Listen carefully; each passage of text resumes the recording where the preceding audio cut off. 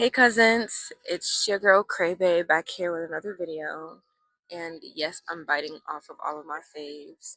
I just want to also add that I did 2 minutes of this video without my microphone on. So, anyways, um, I wanted to make this video's topic about like just do it, getting yourself out there and just doing it, right? I believe I was talking about um, just how a lot of people don't realize how much of what they say and how much power they have is really in their tongue. We don't always, we're not always intentional with our words because if we knew how our words created our reality, then we would be more delicate about those things, I believe. I was saying how when you heal, your circle should heal, your community should heal. It should be a thing of overflow, and I think that's what a lot of people are lacking on. It's the community, it's the actual healing, and aren't you aren't supposed to heal alone either. I think we misconstrue like self improvement and self development for isolation, but that's not always the case. And um, the more research I do on these things, I also learned that isolation is what breeds addiction for most of the time. So it doesn't really matter what kind of addiction. Isolation and what that does to your brain causes addiction, no matter how big or small that might look. And so that's where I was just saying, like, we need to learn how what we are manifesting is shaping our reality. But to take that a step further, we need to also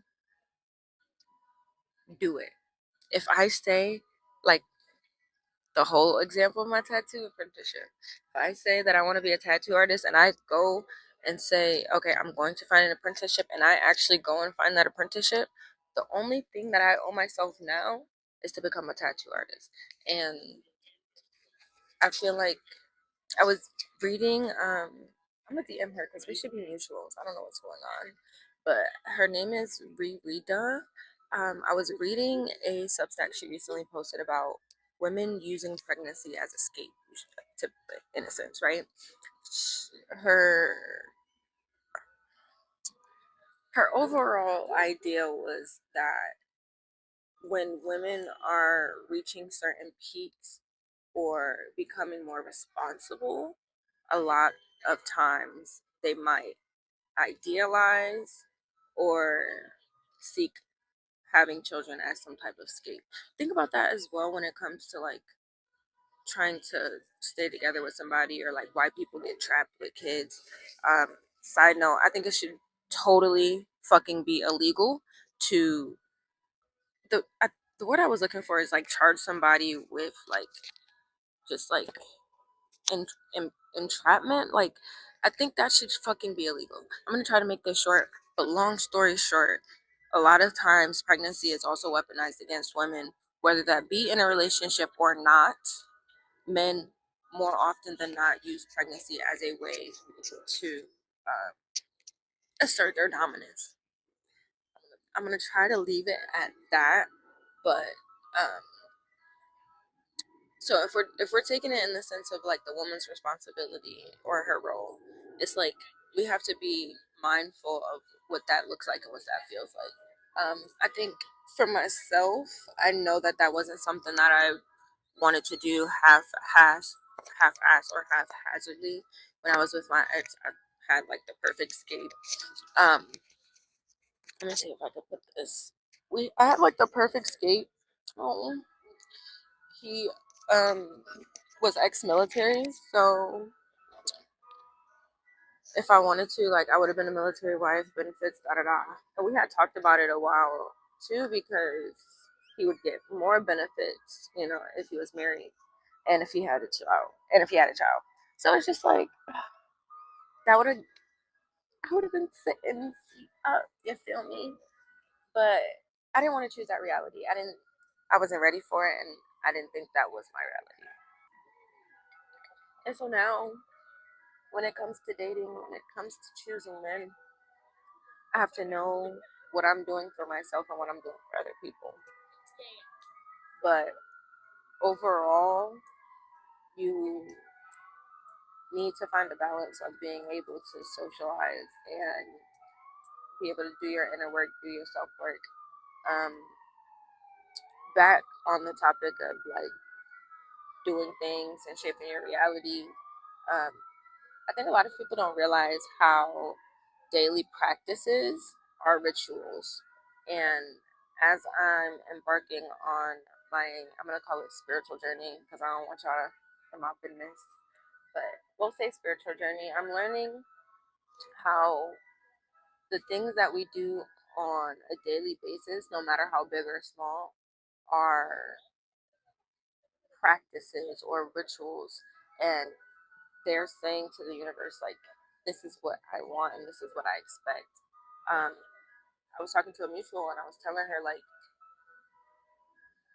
I forgot how exactly I said it, but I essentially told her, I'm like, you can't think you're going to have a productive life or day if you have an inconsistent work schedule. And she was in school.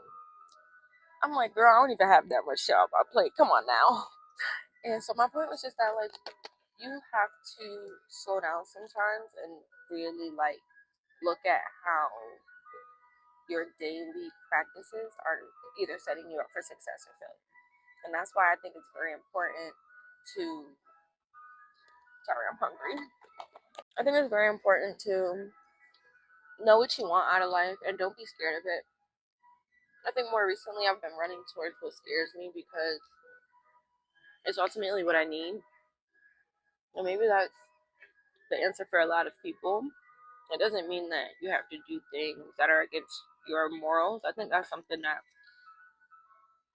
is is often kind of glazed over. Like, what are your morals? What do you believe in? Don't let other people tell you what to do because if you stand for if, ugh, if you fall for anything, then you stand for nothing. And I firmly believe in that because as I've gotten older, I've realized I've had the same boundaries my whole life.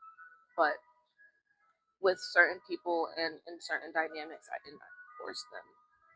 And that's once again to say these things are ritualistic. Like, personally, once I've started to walk in my self love, it feels like it's been reflected back to me. Not ever have I been in a situation to where someone was like, "Oh, fuck her," or "Oh, she's good asshole." And it's like, if that is the energy that I'm giving, it's because that's the energy that I was given. Rarely do I initiate disrespectful energy, and so it's just like there's a lot of angry people. There's a lot of angry people. Let me say that. There is a lot of angry people, and especially for black people because of the epigenetics that we deal with. A lot of times we don't know how to face our emotions, right? And so that makes you more reactive than active. I think the main thing when you look at any like um what's the word when you look at any kind of like revolution in this country or by black people, it's always been done intentionally and or financially. And I think that's the point that some people are missing, especially when it comes to shopping at corner stores, shopping at big brands or certain labels, when you could go to the mom and pops, to the dollar store, to your local grocery store. Shit, I go to Trader Joe's and I pretty much stock up on all of my groceries. But I look up their politics and what they believe in. They have almost completely black staff. Their food is actually affordable and organic, sustainable. Like, use intention with where you are spending your money, especially in this day and age with all the things that we see going on in the media. I feel like people have not been as intentional as they could be about how they are using their time and their resources. And that's all I'm saying. Be intentional about how you're using your time and your resources. Like, obviously we live in a reality that calls for trading your time for money, which is fucking ridiculous and it was a scam. But once you start, I feel like that's what we tell ourselves. Like, I don't know what I want. I don't know who I am. I don't know what I want to do. And sometimes it may not have been ignited in you. I think that's a big part of it because growing up, a lot of us haven't had exposure to the things that will make us into the people we want to be. But now, as an adult, that's where your job comes in, and you have to live life, go outside, try something new, try some new hobbies, go for a walk, go to the park, like anything to get out of your comfort zone and to do something that is new for you. And yeah, I just really encourage people to do things that they want to do. And not in the sense of like, because I know that it happens in phases, right? It's like sometimes first it's, I don't want to do anything, I don't want to be around anybody. And sometimes you have to work through that and get through that to be able to get to the next phase of what do I want to try? What is something that when I think about like skydiving, when I think about skydiving, I want to jump out of my body. But I'm like, maybe I should try it because if it scares me that much, then maybe it's worth the experience and having that thrill to know like I overcame that. And that's all life is like many challenges to overcome every day. And so remember that's a choice you get to make. You get to choose what life you want to live. You get to choose your career path. You get to choose where your money goes. You get to choose who you support. You get to choose who you don't support. You get to choose who's in your life, in your circle, and all these things are your choice. Um, and so I encourage you to make a new choice, make a better choice, and also to do something about it. Don't just sit there. Find a solution. Go outside. Find a new perspective, and just do it. Love and life. Wait, no. What did I say last time? Peace, love, and light. I don't know. Yeah, I like to hear them. Get into it.